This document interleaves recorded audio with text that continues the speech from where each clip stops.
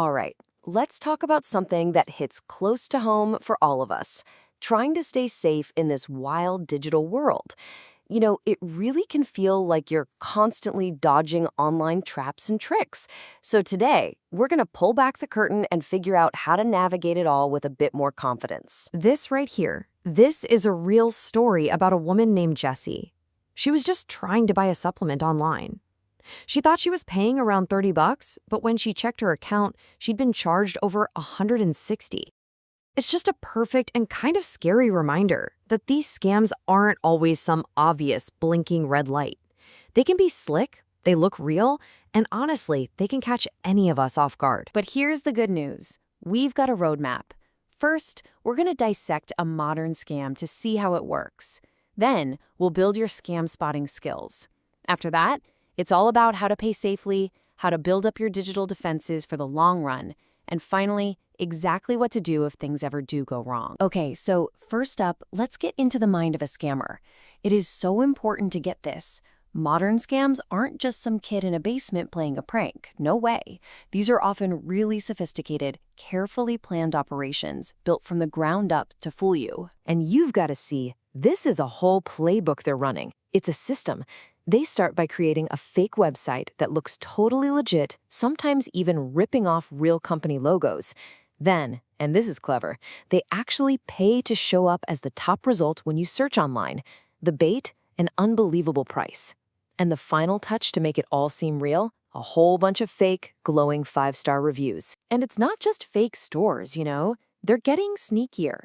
Scammers will actually pretend to be businesses you already know and trust.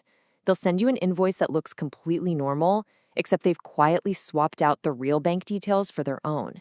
They're just banking on the hope that you're busy and you won't double-check before you pay. So, how do we fight back?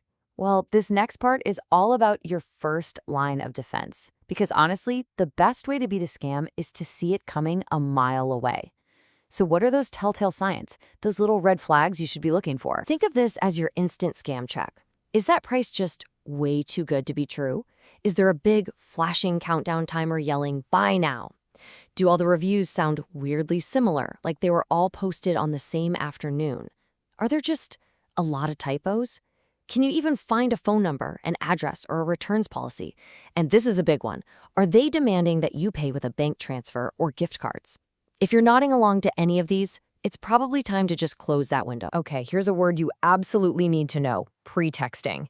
It sounds fancy, but it's just the official term for the believable story, the pretext, that a scammer makes up to trick you.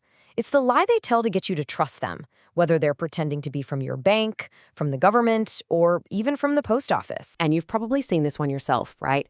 A text message, looks like it's from Ozpost, says there's a problem with your package. It might even show up in the same message chain as real delivery updates. The pretext, the story, is we just need you to click here to confirm your address. But the reality? That link is designed to steal your information. Just remember, Ozpost is never going to text you asking for your bank details or a payment. All right, let's talk about the most critical moment in any online purchase: the transaction itself.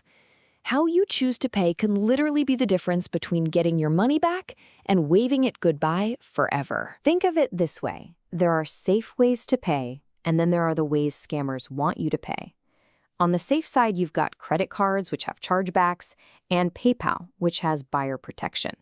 These have your back. But scammers will try to push you towards things like bank transfers, crypto, or gift cards. Why? Because paying that way is like putting cash in an envelope and mailing it. Once it's sent, it's pretty much impossible to get back. So before you even think about typing in those card numbers, just hit pause and run through this quick mental checklist. Have you checked out the seller? Are you on their actual website, or did you click a sponsored ad to get there? Look up at the web address. Do you see that little padlock in HTTPS? That S stands for secure. And maybe most importantly, just check in with your gut. If you feel rushed or pressured, just stop. A real business wants you to feel secure, not panicked. Okay, so we've talked about spotting scams in the moment. Now, let's zoom out a bit. Let's talk about building your digital armor. These are the fundamental habits that protect you everywhere online, not just when you're shopping. This is your long-term defense strategy. I love this way of thinking about it. You know when your phone or your laptop bugs you about an update? That's not just about getting new features. A lot of the time, those updates are patching up security holes that criminals have found. So if you ignore those updates, you're basically leaving your digital front door wide open. Seriously, if you do just one thing after hearing this, make it this one. Turn on multi-factor authentication, or MFA, on every account that offers it. Your password? That's the key to your house. But MFA? That's the deadbolt and the security alarm that goes off. Even if a thief steals your key, they still can't get inside. It is such a powerful layer of security. All right, let's bust a huge myth about passwords. For years, we were told to create passwords like the one on the left, swapping letters for numbers and adding symbols. But it turns out a simple passphrase, like 4 random words strung together, is just infinitely stronger. Why? It's simple. When it comes to passwords, length crushes complexity every single time. It's way easier for you to remember and way, way harder for a computer to guess. So how much harder is it? We're talking billions, with a B, billions of years. That's the estimated time it would take a normal computer to crack a strong 16-character passphrase.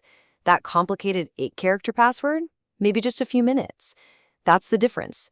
That's why length is everything. And one last piece of armor. This one comes from a true and frankly pretty scary story. A guy was at an airport. He connected to what he thought was the free airport Wi-Fi, but it was a fake hotspot set up by a scammer. While he was connected, he sent some ID documents to his parents. The scammer grabbed them, and just like that, his identity was stolen. The lesson? If you're doing anything sensitive online, just use your phone's data. It's so much safer. And finally, let's talk about the worst-case scenario. Look, we can do everything right, and sometimes the scammers still get through. The point here isn't to make you paranoid. It's to give you a clear, calm playbook so that if it ever happens, you know exactly what to do. If you think you've been scammed, you have to act fast. No panic, just action. The first moments are absolutely critical. Step 1, call your bank immediately. They can freeze cards and block payments. Step 2, report it. In Australia, you go to cyber.gov.au. This helps the authorities track these people down. And step 3, if your personal info is stolen, contact a service like ID Care. They are literal experts at helping people untangle the mess of identity theft. Okay, so let's boil it all down. What are the big takeaways? First, trust your gut. If a deal feels off, it probably is. Second, pay safe.